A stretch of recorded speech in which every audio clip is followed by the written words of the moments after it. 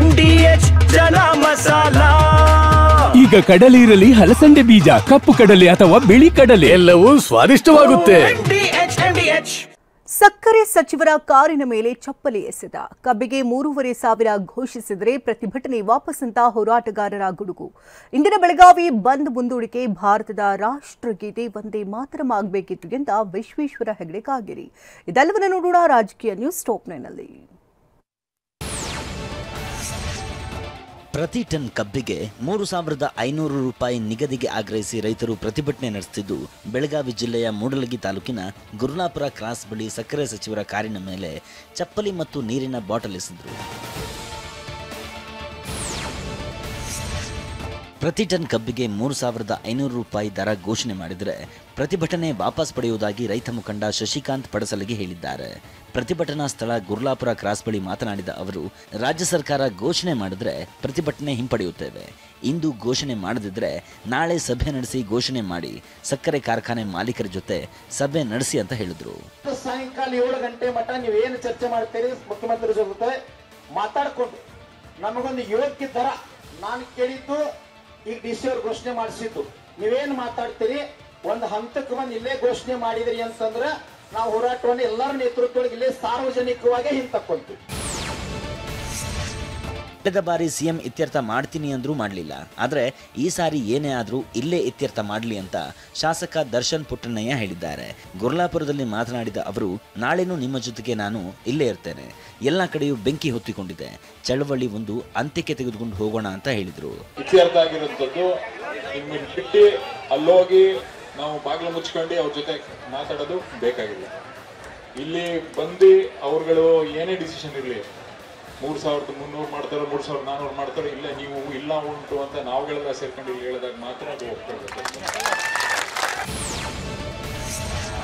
ಕಬ್ಬಿಗೆ ದರ ನಿಗದಿಗೆ ಆಗ್ರಹಿಸಿ ಇಂದು ಕರೆ ಕೊಟ್ಟಿದ್ದ ಬೆಳಗಾವಿ ಬಂದ್ ಮುಂದೂಡಿಕೆಯಾಗಿದೆ. ಗುರುಲಾಪುರ ಕ್ಲಾಸ್ನಲ್ಲಿ ಮಾತನಾಡಿದ ಕರವೇ ಪ್ರವೀಣ್ ಶೆಟ್ಟಿ ಬಣದ ಜಿಲ್ಲಾಧ್ಯಕ್ಷ ಅಭಿಲಾಷ್, ಇಂದಿನ ಸರ್ಕಾರದ ನಿರ್ಧಾರ ನೋಡಿಕೊಂಡು ಬಂದ್ ಮಾಡುತ್ತೇವೆ ಅಂತ ಹೇಳಿದ್ದಾರೆ.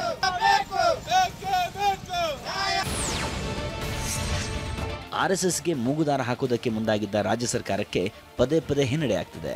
ರಾಜ್ಯ ಸರ್ಕಾರ ಸರ್ಕಾರಿ ಜಾಗಗಳಲ್ಲಿ ಚಟುವಟಿಕೆ ನಡೆಸಬೇಕಾದ್ರೆ ಅನುಮತಿ ಕಡ್ಡಾಯ ಅಂತ ಆದೇಶ ಹೊರಡಿಸಿತ್ತು. ಆದರೆ ಸೆಪ್ಟೆಂಬರ್ 28ರಂದು ಧಾರವಾಡ ಹೈಕೋರ್ಟ್ ಪೀಠ ಈ ಆದೇಶಕ್ಕೆ ಮಧ್ಯಂತರ ತಡೆ ನೀಡಿತ್ತು. ಸರ್ಕಾರ ವಿಭಾಗೀಯ ಪೀಠಕ್ಕೆ ಮೇಲ್ಮನವಿ ಸಲ್ಲಿಸಿತ್ತು. ಇದೀಗ ವಿಭಾಗೀಯ ಪೀಠದಲ್ಲಿಯೂ ಸರ್ಕಾರಕ್ಕೆ ಹಿನ್ನಡೆಯಾಗಿದೆ. ಏಕಸದಸ್ಯ ಪೀಠದ ಆದೇಶಕ್ಕೆ ತಡೆ ನೀಡಲು ವಿಭಾಗೀಯ ಪೀಠ ನಿರಾಕರಿಸಿದೆ. ತಡೆ ತೆರವಿಗೆ ಏಕಸದಸ್ಯ ಪೀಠಕ್ಕೆ ಅರ್ಜಿ ಸಲ್ಲಿಸಿ ಎಂದು ಕೋರ್ಟ್ ಸೂಚನೆ ಕೊಟ್ಟಿದೆ. ಈ ಮೂಲಕ ರಾಜ್ಯ ಸರ್ಕಾರದ ಮೇಲ್ಮನವಿ ವಜಾಗೊಳಿಸಿದೆ.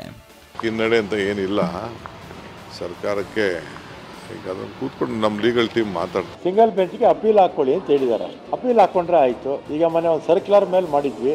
ಸರ್ಕ್ಯುಲರ್ ಮೇಲೆ ಮಾಡೋ ತಪ್ಪು ಅನ್ನೋ ಆಗಿದ್ರೆ ಕಾನೂನು ತಿದ್ದುಪಡಿ ತರಬೇಕಾಗುತ್ತೆ. ಈ ಜಟಾಪಟಿಯ ನಡುವೆ ಸಂಸದ ವಿಶ್ವೇಶ್ವರ ಹೆಗಡೆ ಕಾಗೇರಿ ಭಾರತದ ರಾಷ್ಟ್ರಗೀತೆ ವಂದೇ ಮಾತರಂ ಆಗಬೇಕಿತ್ತು, ಆದರೆ ಬ್ರಿಟಿಷ್ ಅಧಿಕಾರಿಯ ಸ್ವಾಗತಕ್ಕಾಗಿ ಬರೆದ ಜನಗಣಮನವನ್ನು ಮಾಡಿದ್ರು ಎಂದಿದ್ರು. ಸಂಸದರ ಮಾತಿಗೆ ಸಚಿವ ಪ್ರಿಯಾಂಕ್ ಖರ್ಗೆ ಕಾಂಗ್ರೆಸ್ MLC BK ಹರಿಪ್ರಸಾದ್ ಕಿಡಿಕಾರಿದ್ದಾರೆ. ಯಾರು ಹೋರಾಟ ಮಾಡ್ತಾ ಇದ್ರು ಅವರೆಲ್ಲ ಕೂತಿ ತೀರ್ಮಾನ ಮಾಡಿದ್ರು, ಯಾವುದು ರಾಷ್ಟ್ರಗೀತೆ ಆಗಬೇಕು, ಯಾವುದು ಬೇರೆ ಥರ ರೀತಿ ಇರಬೇಕು, ನಮ್ಮ ರಾಷ್ಟ್ರ ಧ್ವಜ ಹೇಗಿರಬೇಕು, ಇತಿಹಾಸ ಇದೆ. ಕಾನ್ಸ್ಟಿಟ್ಯೂಯೆಂಟ್ ಅಸೆಂಬ್ಲಿ ಡಿಬೇಟ್ಸ್ ಓದ್ಬಿಡಿ ಸರ್, ಓದೋದಿಲ್ಲ ಅಲ್ಲ, ಅದೇ ಬಂದಿರೋದು ಪ್ರಾಬ್ಲಮ್. ರಾಷ್ಟ್ರಗೀತೆಯನ್ನ ಬರೆದಿರ್ತಕ್ಕಂಥದ್ದು ರವೀಂದ್ರನಾಥ್ ಠಾಗೂರ್ ಅವರು. ರಾಷ್ಟ್ರಕವಿ ರವೀಂದ್ರನಾಥ್ ಠಾಗೂರ್ ಅವರಿಗೆ ನೋಬೆಲ್ ಪ್ರಶಸ್ತಿ ಸಿಕ್ಕಿರ್ತಕ್ಕಂಥದ್ದು, ಅವ್ರಿಗೆ ಅಪಮಾನ ಮಾಡ್ತಕ್ಕಂಥದ್ದು ಭಾರತೀಯ ಜನತಾ ಪಾರ್ಟಿಯ ಸಂಸ್ಕೃತಿ, ಇದೇನು ಹೊಸದಲ್ಲ.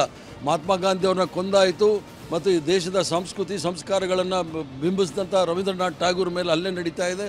ಇದನ್ನು ನೋಡಿದಾಗ ಇವರು ದೇಶದ್ರೋಹಿಗಳು ಅಂತೇಳಿ ಭಾಳ ಸ್ಪಷ್ಟವಾಗಿ ಸಾಬೀತು ಮಾಡ್ತಾ ಇದ್ದಾರೆ.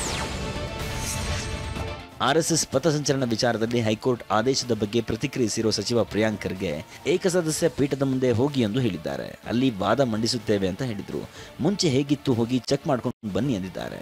ಅವರಿಗೆ ಶಾಶ್ವತ ಪರಿಹಾರ ಸಿಕ್ಕಿದೆಯಾ? ಚಿತ್ತಾಪುರದಲ್ಲಿ ಪಥಸಂಚಲನದ ಬಗ್ಗೆ ಮೊನ್ನೆ ಮೀಟಿಂಗ್ ಆಗಿದೆ. ನವೆಂಬರ್ 7ರಂದು ಮತ್ತೊಮ್ಮೆ ವಾದ ನಡೆಯುತ್ತೆ, ನೋಡೋಣ ಅಂದ್ರು. ಲೇಖನಗಳು ಓದ್ಬಿಡ್ಲಿ, ನಿಮಗೆ ಗೊತ್ತಾಗುತ್ತೆ, ನಿಮಗೆ ನಾಚಿಕೆ ಬರುತ್ತೆ, ನೀವು ಯಾವ ರೀತಿ ನೀವು ನಡ್ಕೊಂಡಿದ್ದೀರಾ ಇತಿಹಾಸದಲ್ಲಿ ಅಂತ. ದಲಿತರನ್ನ ಸಿಎಂ ಮಾಡುವಂತೆ ಆಗ್ರಹಿಸಿ ಮೆರವಣಿಗೆ ನಡೆಯುತ್ತಿರೋದ್ರ ಬಗ್ಗೆ ಮಾತನಾಡಿರುವ ಸಚಿವ ಪ್ರಿಯಾಂಕ್ ಖರ್ಗೆ ಅವರ ನಾಯಕರ ಬಗ್ಗೆ ಸಮುದಾಯದವರಿಗೆ ಅಭಿಮಾನ ಇರುತ್ತೆ, ಆದರೆ ಏನೇ ಚರ್ಚೆ ನಡೆದರೂ ಹೈಕಮಾಂಡ್ ತೀರ್ಮಾನವೇ ಅಂತಿಮ ಅಂತ ಹೇಳಿದರು.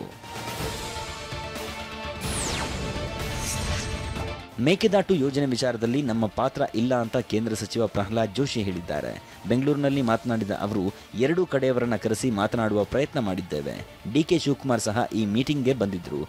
ತಮಿಳುನಾಡು ಒಪ್ಪದಿದ್ದರೆ ನ್ಯಾಯಾಧೀಕರಣಕ್ಕೆ ಅಥವಾ ಕೋರ್ಟ್ಗೆ ಹೋಗಬೇಕು ಅಂದರು. ವಾಹ್, ಯಾಕೆ ಈಗ ಬಂತ ಸ್ವಾದ? ಖಂಡಿತ ಈಗ ಬಂತು ಅಸಲಿ ಸ್ವಾದ. MDH chunky chaat masala life ಅಲ್ಲಿ ಅಸಲಿ ಸ್ವಾದ ತರುತ್ತೆ. ಅಸಲಿ ಮಸಾಲ, ಎಸ್ ಎಸ್ MDH.